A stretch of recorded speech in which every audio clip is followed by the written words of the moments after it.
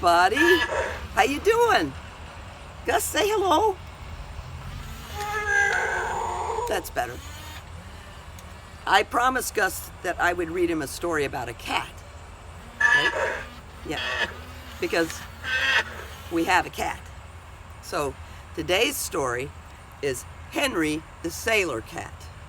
It's written by Mary Calhoun and illustrated by Eric Ingram. Yeah. So, are you ready for the story, Gus? Okay. Are you guys ready? Alrighty then. Henry the Sailor Cat. Henry watched them put everything on the boat but him. "Cats don't like water," the man said.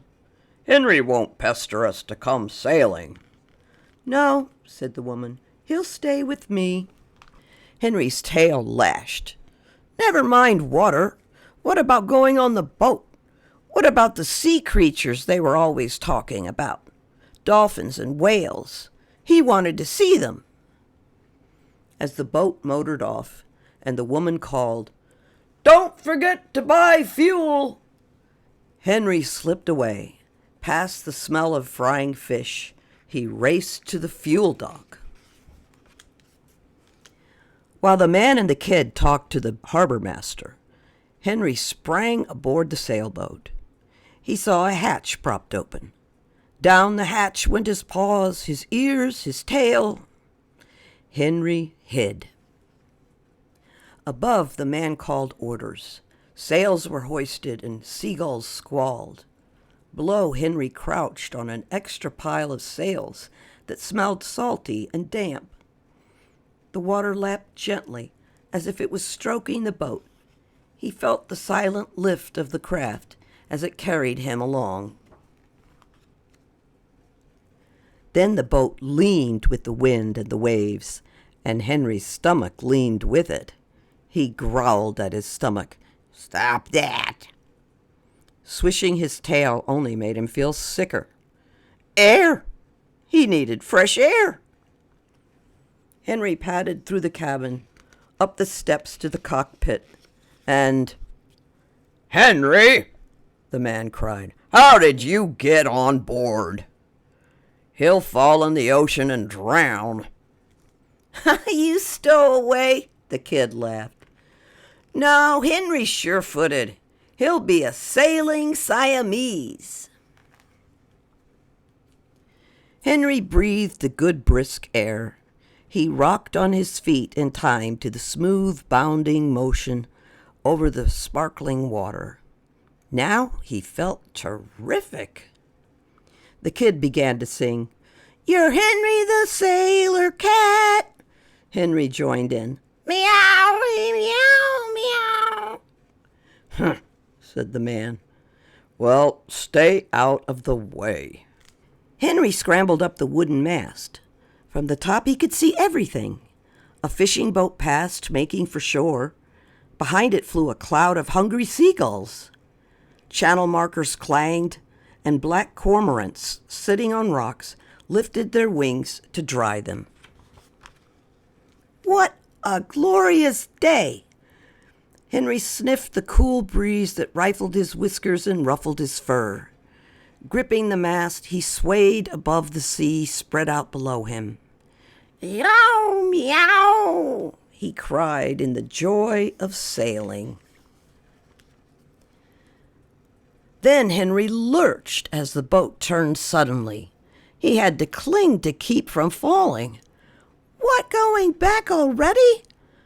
"Good work," the man told the kid, who held the tiller to steer the boat.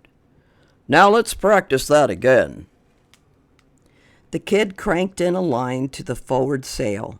The sail turned and the boat looped around again. "Good," said the man. "Now I'll show you how to make the boat sail itself." Henry saw the man take a line tied to the rail. He lashed it around the end of the tiller with a slip knot.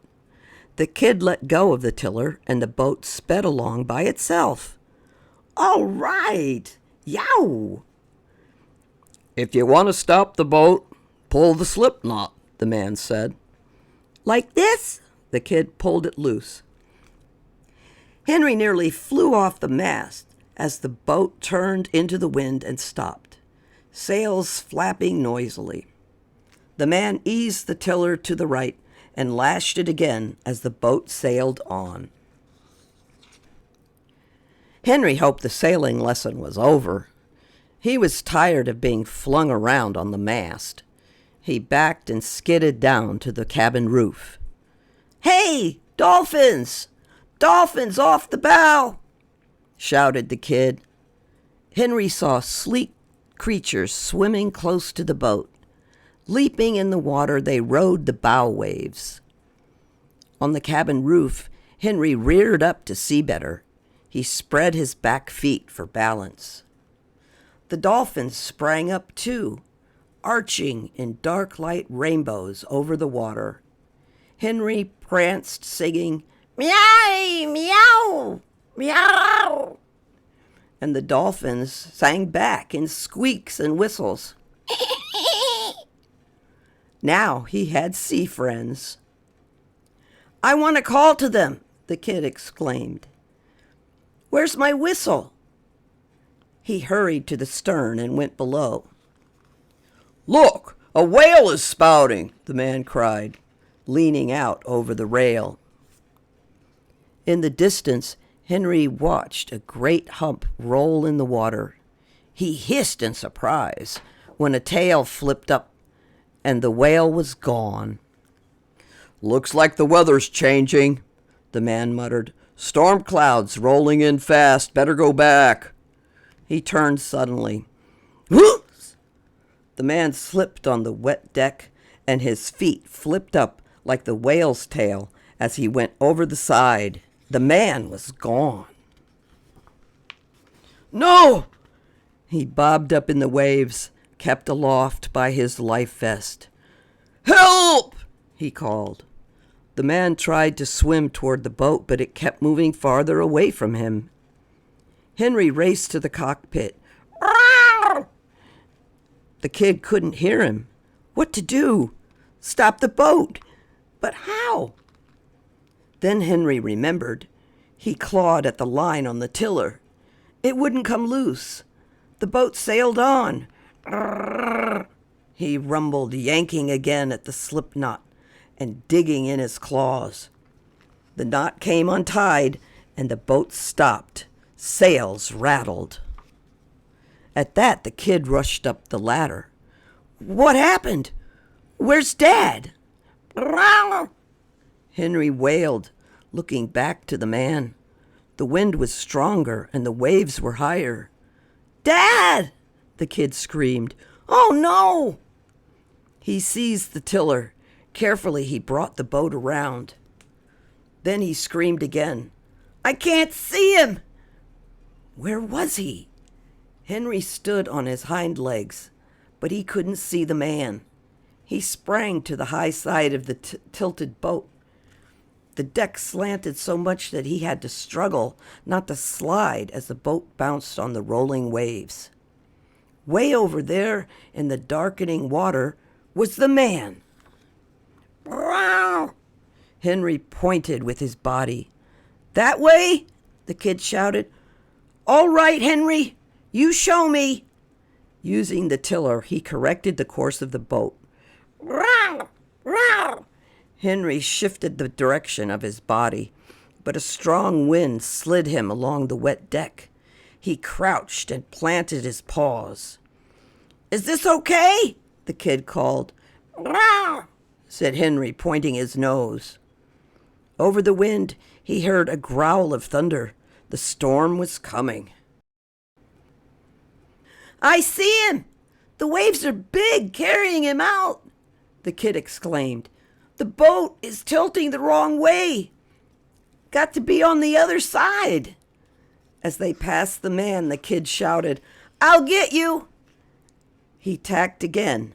Henry ducked as water sprayed his fur. "Sorry," the kid gasped. "Now where?" "Rawr!" Henry pointed. The kid steered close to the man. turning the boat into the wind. The sails shook, and the boat's speed slowed to a drift. "Coming!" the man yelled. He swam toward the boat. Quickly, the kid put down the swim ladder. The man reached for it, but the boat rocked away. Henry stood as near the low rail as he dared. A few more swimming strokes, and the man was close enough to grab the ladder. He struggled onto it and heaved himself over the rail into the boat. "Whew," he gasped, flopping on a seat. "Oh, Dad!" The two of them huddled against the wet man. Henry could feel the man's body shake. He sucked in big breaths and hugged the kid. "Good job," he chattered. "Thanks. Oh, Dad, you're safe," Henry purred. "If it weren't for Henry," the kid shuddered. "He stopped the boat, and then I couldn't see you, and he spotted for me." "Henry, you good crewmate, thank you. I'm glad you stowed away." The sound in the man's voice made Henry purr with happiness. "How'd you fall in?" "Tell you later," said the man, getting up to lower the mainsail. "Now we've got to race for the harbor before the storm breaks." The man started the engine, and the motor whined. Henry swayed on his feet while the boat bucked the waves. Scrambling up to the bow, he saw a row of dolphins arch out of the water, leading the way. He knew they'd make it. Some smart sailing Siamese. Wow. Yeah, that was some action-packed story, wasn't it, Gus? Yeah. I was worried about the dad there for a while. Did you? Yeah. Did you enjoy the story? Huh? Yeah. Yeah. So, you think they enjoyed the story? I hope so. No. We don't have a Siamese. We have a tabby. That's what we have, a tabby. Okay. All right, all you cat lovers out there, I hope you enjoyed this story. And hey, dog lovers too. Animal lovers, everybody, right? Just like you. Yeah. Well, I hope to see you next time right here on Beth and Gus Story Time. In the meantime, like and subscribe, and I'll see you next time. We will. Bye-bye.